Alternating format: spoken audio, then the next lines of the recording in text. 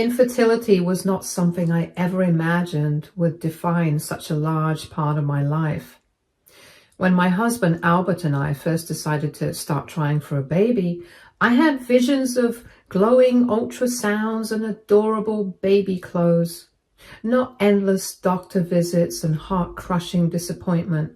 Month after month turned into years, and the empty space where a crib should be became a constant reminder of what I couldn't have. Doctors had told me that conceiving naturally would be difficult, but I hadn't anticipated just how much. Failed treatments, chemical pregnancies, and a miscarriage at 8 weeks left me emotionally and physically drained. Albert tried to be supportive, but I could tell he didn't fully understand. He'd say things like, "It just takes time," or "We'll try again," but those words felt empty when I was the one waking up to injections and invasive tests. Eventually, I stopped telling most people about our struggles. At family gatherings, I plastered on a smile whenever someone asked when we'd be having kids. Albert's mom, Agnes, was the worst of them all. She'd comment about how she was waiting for her first grandchild, and then follow it up with backhanded remarks about how maybe I wasn't ready for the responsibility. She'd laugh it off, but the sting lingered long after. Against all odds, I got pregnant. The day the nurse called with the results, I could hardly believe it. I was pregnant. I let myself cry tears of joy instead of sorrow. I was elated but terrified. The memory of my miscarriage haunted me, and I couldn't shake the fear that it would happen again. Albert was thrilled, but a little hesitant to celebrate, knowing how fragile my emotions were. I couldn't read his expressions, but I thought nothing of it. We decided together that we wouldn't tell anyone until we were sure everything was progressing normally. It felt like a protective bubble around us, shielding us from the prying questions and potential heartbreak. The first trimester was nerve-wracking. Every little cramp sent me into a spiral of anxiety. I avoided Agnes as much as possible, knowing she'd pick up on my nervous energy and start asking questions. Thankfully, Albert supported keeping our secret even when his mom dropped hints about our supposed lack of effort to start a family. But he seemed a little hesitant. By the time I hit 16 weeks, I finally began to relax. I could feel tiny flutters in my belly, reassuring me that the baby was okay. We went to every appointment together, marveling at the little life growing inside me. I had minor complications, but for once, things felt normal. When we reached the 20-week mark, we decided it was time to tell our families. I was excited but also anxious about how Agnes might react. She'd always been overbearing, and I worried she'd make the announcement negative somehow. But I told myself this was a happy occasion and nothing could ruin it. We planned a small gathering at our house to share the news. I prepared everything, and I even baked cupcakes with pink and blue frosting to keep things light-hearted. When the family arrived, I felt a mix of anticipation and nerves. As family members started arriving, the atmosphere in the house buzzed with energy. People greeted me warmly, their smiles widening as they noticed my baby bump. Questions came at me from every direction. When I was due, how I was feeling, whether we knew the gender yet. Their excitement was contagious. And for the first time in a long while, I allowed myself to feel genuinely happy. Still, I held back from sharing the big news immediately. I told everyone we'd reveal the announcement after dinner. It gave me a chance to enjoy the positive energy without the weight of Agnes's potential reaction looming over me. When Agnes finally walked in, her eyes went straight to my stomach. Her expression shifted from casual indifference to something I couldn't quite place. Shock, maybe, or even annoyance. Her usual sarcastic remark about me finally popping up on the family grid got caught in her throat, and she just stood there wide-eyed.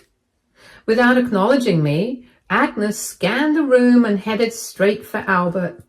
I watched as she grabbed his arm and pulled him aside, whispering furiously. My stomach twisted into a knot, but I forced myself to keep greeting guests, pretending I hadn't noticed.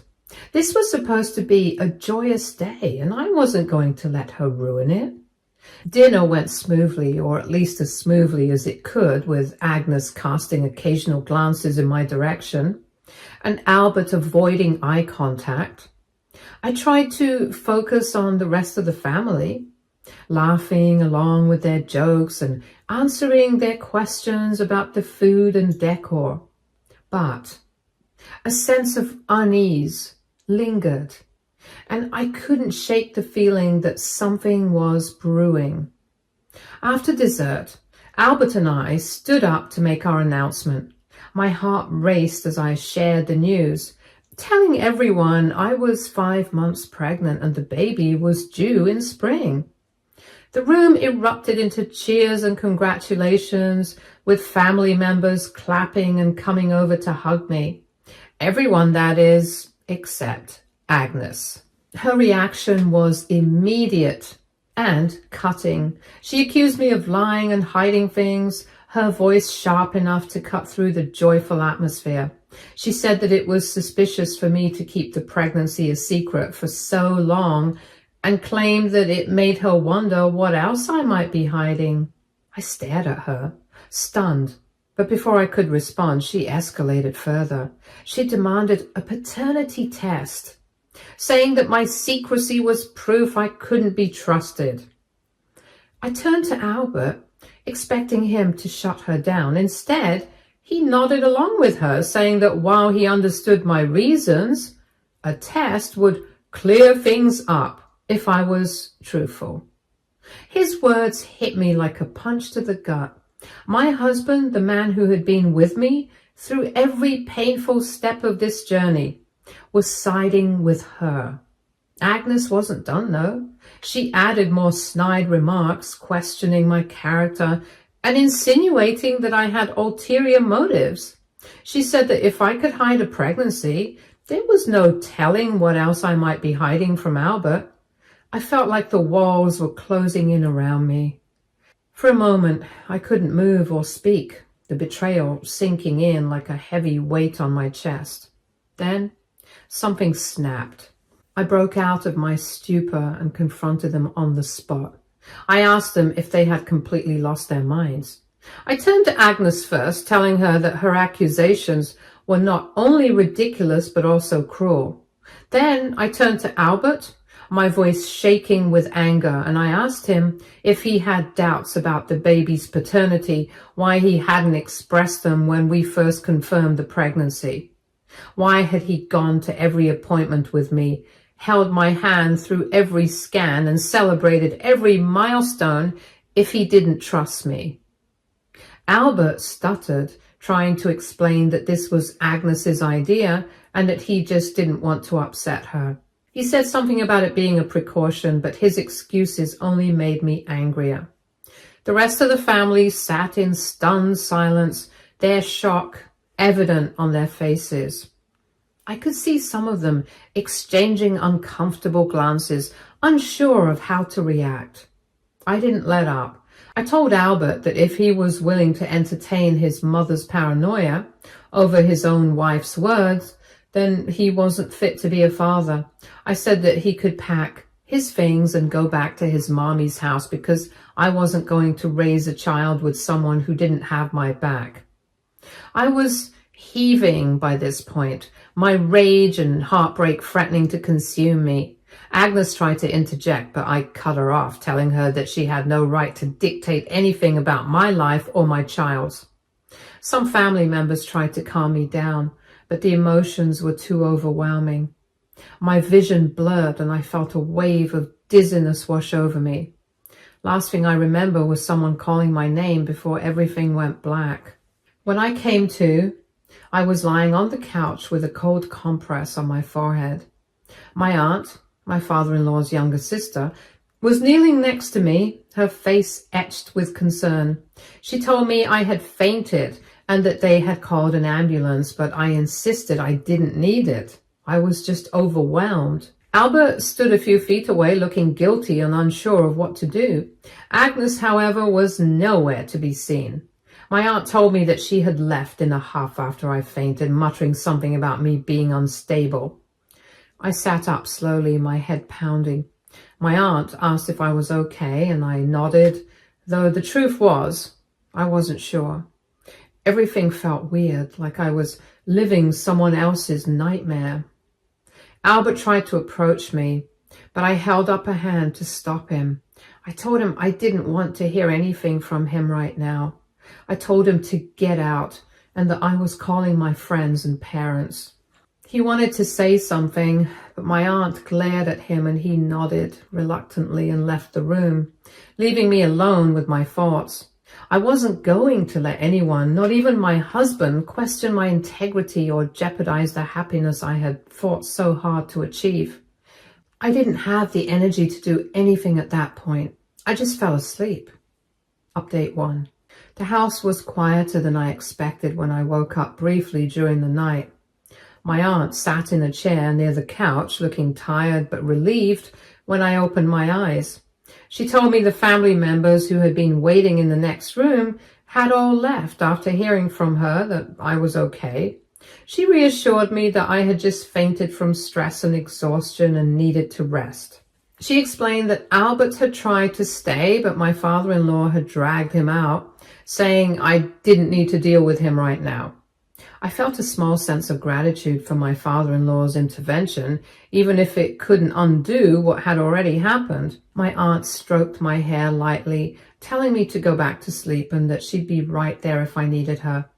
I closed my eyes, too drained to respond, and drifted off again.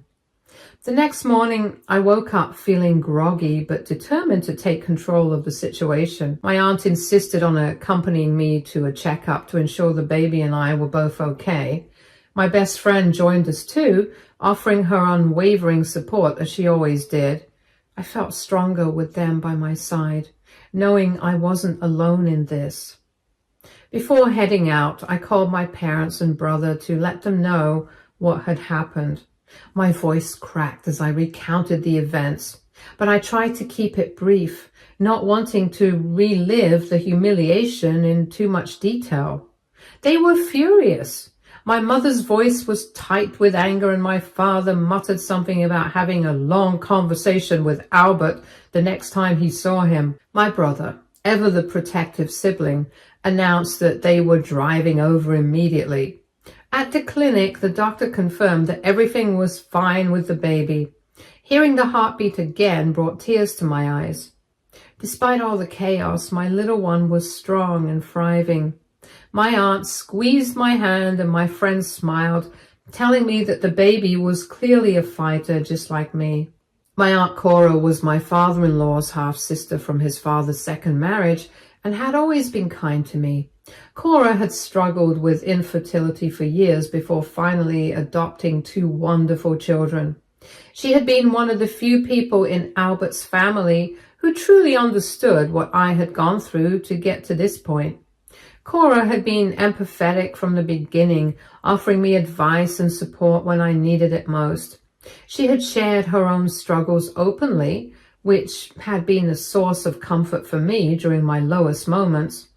Unlike Agnes, who thrived on control and judgment, Cora exuded warmth and compassion. She had always been a bit of an outsider in the family, much like me, and I suggested she wasn't surprised by Agnes's behavior. Cora had often warned me that Agnes's need to dominate every aspect of her family's lives could lead to conflict. But even she probably hadn't anticipated something this extreme. By the time we returned home, my parents and brother had already arrived. My mother enveloped me in a tight hug the moment I walked through the door. her eyes glistening with tears.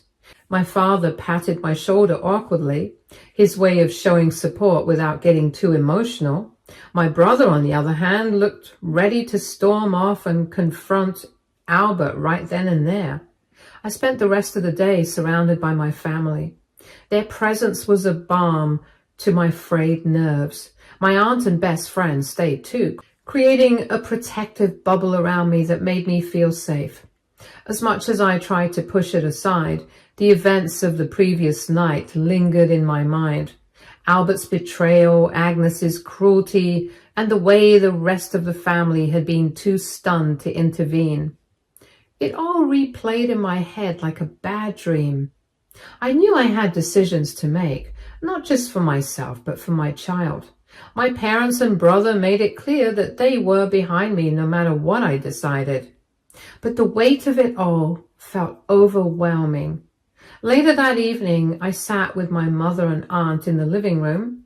I told my mom how Cora had been a source of comfort for me during my fertility struggles, and how her perspective had always been refreshingly different from the rest of the family. My mother nodded thoughtfully, saying that people like Cora were rare in families like Albert's. She thanked Cora repeatedly for being by my side. Cora comforted my mom, telling her that I was like a daughter to her, and her real family stand by each other. Cora had always been a voice of reason, and maybe she could help me make sense of everything. For now, though, I focused on the people who were right there with me, their love and support reminding me that I wasn't as alone as I felt. As I lay in bed that night, my hand rested on my belly. I made a silent promise to my baby. No matter what happened, I would protect them with everything I had. The child deserved a life free from drama and toxicity, and I would do whatever it took to ensure that. Update 2. 2 months had passed, but the sting of Albert's betrayal was as fresh as the night it happened. I couldn't shake the humiliation, the sense of utter betrayal that had engulfed me when he stood by his mother's outrageous accusations. Every time I thought about his insistence on a paternity test, my chest tightened.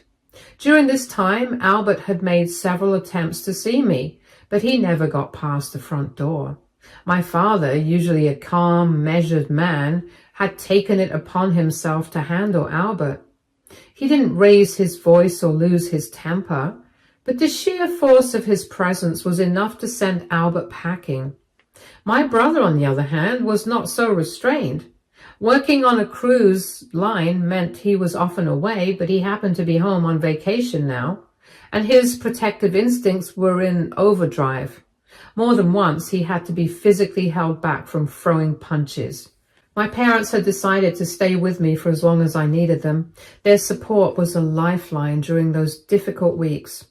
They understood that I wasn't just dealing with the end of my marriage, but also grappling with the fear of what this meant for my baby. I couldn't imagine sharing custody with Albert, and the thought of my child being around Agnes made my stomach churn. It wasn't just her baseless accusations that horrified me. It was the way she had tried to destroy one of the happiest moments of my life, out of sheer spite. I knew her toxic influence would poison my child's upbringing, and I couldn't let that happen. I began seriously considering my options. The idea of divorce had been looming in the back of my mind since the day Albert sided with Agnes out of nowhere. I still hadn't processed how easily he had sided with his mother, but I had tried to hold off making any major decisions while I was still so emotional. Now, though, I felt a sense of clarity. One afternoon, as I sat at the kitchen table with my mother, I broached the subject and told her I was ready to file for divorce. I didn't want to drag this out any longer, and I didn't want Albert to have any part in my child's life. My mother looked at me with a mixture of sadness and pride. She said that while she was heartbroken about what I was going through, she admired my strength and determination to protect my baby. She assured me that whatever I decided, she and my father would stand by me every step of the way. The next day, I made an appointment with a lawyer. My father drove me to the office and my brother insisted on coming along too. Having them there made me feel braver, like I wasn't facing this alone. The lawyer was kind and understanding, listening patiently as I explained the situation. She asked about my concerns regarding custody and my fears about Agnes's influence. I told her everything, including Albert's repeated attempts to contact me despite being told to stay away. She assured me that we could make a strong case for full custody, especially given the circumstances. She explained that the court would prioritize the best interests of the child, and we could present evidence of Agnes's toxic behavior and Albert's lack of support during my pregnancy. Hearing her say that gave me a glimmer of hope. Back at home, my mother was waiting in the living room when I returned. My brother had a fierce look in his eyes, the kind he got when he was ready to go full protective mode. He asked if Albert had tried to show up again while we were gone, and my mother assured him that everything had been quiet. Despite his tough exterior, my brother had been my rock throughout this ordeal. He had always been the one to look out for me, and now was no different. Later that evening, as I sat with my parents and brother, we talked about what the future might look like. My father suggested that we move to another part of the city, somewhere Albert and Agnes wouldn't know to look for us after the divorce. I hadn't considered moving before, but the idea had merit. Starting fresh in a new place could be exactly what I needed. As the days turned into weeks, I began to focus on preparing for the baby. My mother and I went shopping for nursery items, and my father took on the task of assembling the furniture. It was a bittersweet process, knowing that I was doing it alone instead of with the person I had once thought would be my partner in this journey. But as I looked around at the nursery coming together, I felt a sense of peace. This was my safe space, and I was creating it for my child and myself.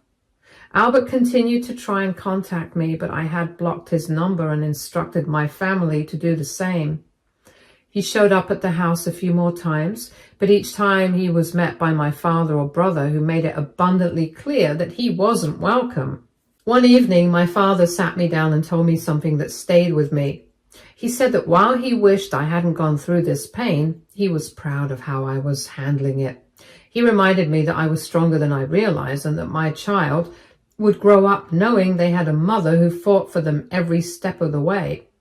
Those words became my mantra in the weeks that followed. Every time I felt overwhelmed or scared, I reminded myself that I was doing this for my baby. Update 3. 4 months had passed since I made the hardest decision of my life, but also the best one. My little baby boy came into the world just a few weeks ago, and I finally felt like my life had real purpose again. He was perfect in every way. Tiny fingers, soft tufts of hair, and the sweetest little cry. Despite everything, he was my light in the darkness, and I couldn't imagine life without him.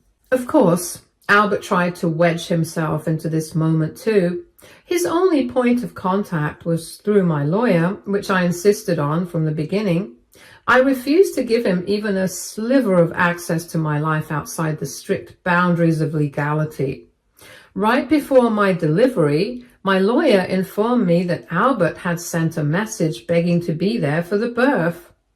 I couldn't help but scoff when I heard it. Through my lawyer, I sent a message back asking him why on earth I would allow that. I made it clear that his actions spoke volumes. He didn't even believe this baby was his, so what exactly did he think gave him the right to share this sacred moment with me? To his credit, Albert didn't push further, but the damage was already done.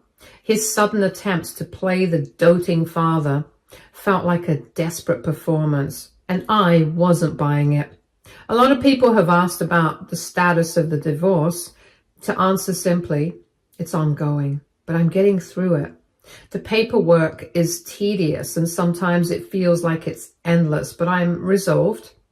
People have also questioned why I'm so adamant about cutting Albert off entirely, and to those people, I have one response.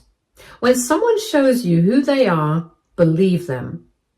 Albert showed me exactly who he was the moment he stood by his mother's baseless accusations instead of standing by me. He humiliated me in front of our family, reducing me to tears on what should have been one of the happiest nights of my life. And for what? To entertain his mother's paranoid fantasies? To appease her need to control every aspect of his life? I still struggle to understand how someone I trusted so deeply could turn on me so quickly. I knew Agnes was difficult, but I never thought Albert would blindly follow her lead in such a hurtful way. What he did wasn't a lapse in judgment. It was a deliberate choice, and choices have consequences. The hardest part isn't even the betrayal. It's coming to terms with the fact that the person I thought I knew, the man I planned to spend my life with, wasn't who I believed him to be. When I think about the day my son grows up and starts asking questions, I wonder how I'll explain Albert's behavior to him. What am I supposed to say? That his father humiliated me while I was pregnant? That he demanded a paternity test because he thought I was lying about the baby's relation to him? Albert is a grown man. He made his decisions and now he has to live with them. If he had genuine concerns about paternity, he could have spoken to me privately like an adult. Instead, he chose to accuse and belittle me in front of everyone with his mother. That wasn't just poor judgment. It was cruelty. The truth is, I'm done. I don't want alimony and I don't want child support. I don't want anything from Albert except his absence. I've made sure that my son will carry my maiden name because I want him to grow up knowing that he comes from strength, not cowardice. I know some people will say I'm being too harsh, that I should leave the door open for Albert to be involved in his child's life. To that, I say this. A parent isn't just someone who shares DNA with their child. It's someone who shows up, who protects and nurtures. Albert had his chance and he failed spectacularly. My son deserves better than a father who only wants to be involved when it's convenient for him. My parents and brother have been my rock through all of this. They've stepped in without hesitation, offering the kind of unconditional love and support that Albert should have given me. My brother, in particular, has taken on the role of protective uncle with gusto. Every time he holds my son, I see a light in his eyes that tells me my baby will never lack for love or guidance. As for Agnes, she's been unusually quiet since the blowout at the pregnancy announcement. I suspect she knows she crossed a line she can't come back from. I mean, it has led to divorce. What more could she do? And on top of it all, I don't want anything from Albert. Not that it matters. She's no longer a part of my life, and she will never be. I've learned a lot over these past few months. I've learned that people can surprise you in the worst ways, but also in the best. I've learned that strength doesn't always come from within. It comes from the people who stand beside you when you need them most. People keep talking about giving Albert a second chance, and to them, I say, hell no. You are free to give your spouse a chance if they pull something like that, but I won't. After years of trying and trying for a baby, if your spouse treated you as hot and cold as mine did, you'd either be really stupid or a saint to let him back in. Looking at my son now, sleeping peacefully in his crib, I feel a sense of peace I haven't felt in a long time. He's my world, my reason for moving forward. I waited so long for him. He deserved to be treated and nurtured with love, not toxic, attached, controlling mama boy's love, though. Update 4. 6 months have passed and the chapter with Albert has officially come to a close. The divorce is finalized and I feel like I can finally breathe again. It's surreal to think about how much has changed in such a short amount of time. But I've come out stronger. and my baby boy is thriving. Of course, Albert hasn't been handling things well. Despite me waiving child support, a court-mandated paternity test was still required as part of the proceedings. Unsurprisingly, the results confirmed what I'd known all along. He is the father. Aunt Cora later told me that Albert completely lost it after the results came in. Apparently, he confronted Agnes in an explosive argument, accusing her of destroying our family. He said it was her paranoia and manipulation that pushed him to question me and ruin everything we had. To be honest, I can't muster any sympathy for him. Albert is a grown man who made his own decisions. Blaming his mother now doesn't erase the choices he made or the way he treated me during the most vulnerable time of my life. As for Agnes, I haven't heard from her directly, but from what Aunt Cora said, she's been trying to save face in front of the extended family. Not that it matters. She's out of my life for good. My ex-father-in-law, however, has been a different story. He reached out recently and expressed a desire to be involved in my son's life. While I'm hesitant, I can't tell he genuinely regrets what happened. He's been quiet throughout this entire ordeal, and I'm considering letting him meet the baby under strict boundaries. For now, I'm taking my time and focusing on what's best for my child. Speaking of my son, I have full custody, and Albert wasn't granted visitation rights. The court didn't look kindly on a man who provoked his pregnant wife to the point of fainting. Actions have consequences, and Albert is finally facing his. We're looking to move near my uncle's place. He is my father's youngest brother. One of their neighbors is looking to sell, and my parents want to buy it for me and their grandchild. My brother readily agreed to chip in. They're planning on moving with me too to help out with the baby. I'm honestly very grateful to have a family like them. Otherwise, managing all this would have been really tough. Edit. Of course, I have my own savings. I'll be paying a part too. To the people saying I'm taking advantage of my parents, you all are messed up in the head. And yes, I'm recovering healthily.